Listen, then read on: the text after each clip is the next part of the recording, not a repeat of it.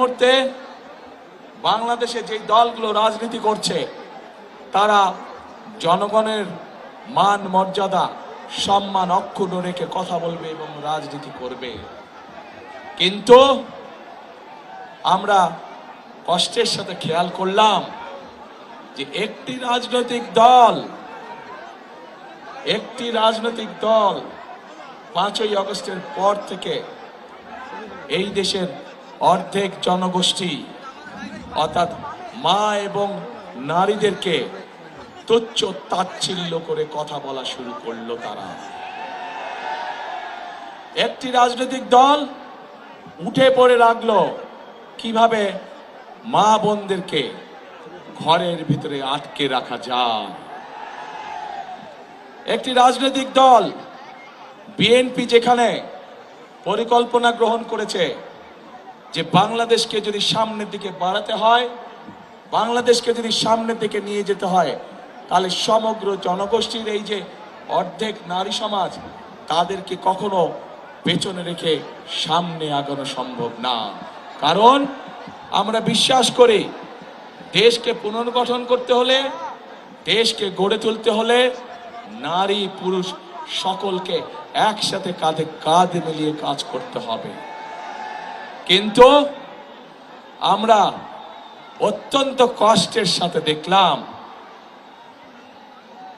কয়েকদিন আগে একটি রাজনৈতিক দলের এক শীর্ষ নেতা একটি আন্তর্জাতিক গণমাধ্যমে বলে বসলো যে নারীদেরকে তারা কোন দৃষ্টিতে দেখে। শুধু তাই নয়, গতকাল আমরা দেখলাম, প্রিয় ভাই বোনেরা, গতকাল আমরা দেখলাম সেই নেতা, সেই রাজনৈতিক দলের নেতা বাংলাদেশের যে নারীরা, যে মায়েরা কর্মজীবী, সংসার চালানোর জন্য, সংসারকে ধরে রাখার জন্য, সংসারকে সুখে শান্তিতে রাখার জন্য যে লক্ষ কোটি মা বোনেরা বিভিন্ন জায়গায় কর্মসংস্থানে নিযুক্ত আছে, কর্মজীবী মায়েরা বোনেরা তাদেরকে কি ভাষা ব্যবহার করে কথা বলেছে।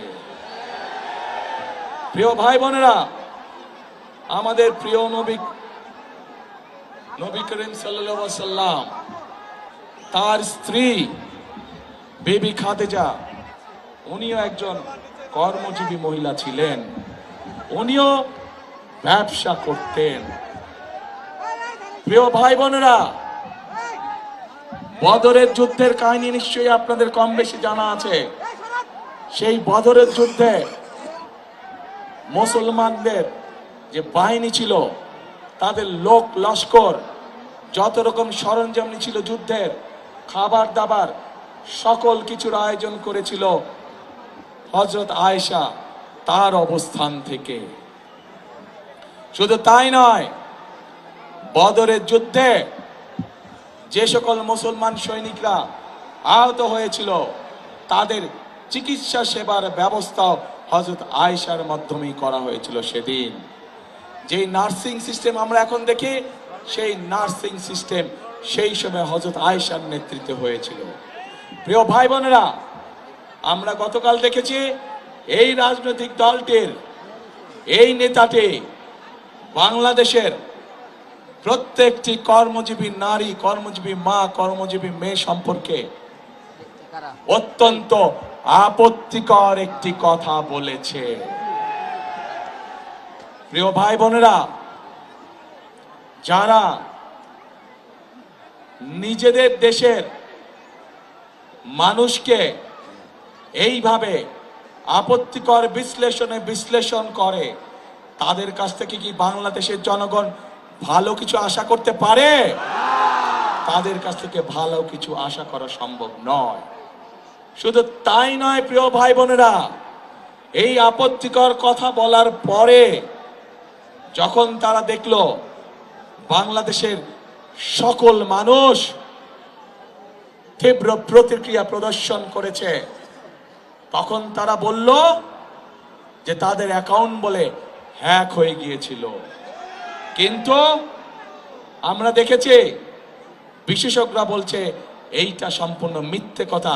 অ্যাকাউন্ট হ্যাক হতে পারে না, কারণ সেই বক্তব্য দেবার পরেও তারা আরো অনেক বক্তব্য দিয়েছে, অ্যাকাউন্ট হ্যাক হয়নি। অর্থাৎ কি দাঁড়ালো যে তারা সমগ্র জাতির সামনে জ্যান্ত ভাবে নিজেদেরকে রক্ষা করার জন্য মিথ্যে কথা বলছে। যারা জনগণের সামনে প্রকাশ্যে মিথ্যে কথা বলতে পারে তারা আর যাই হোক জনগণের বন্ধু হতে পারে না।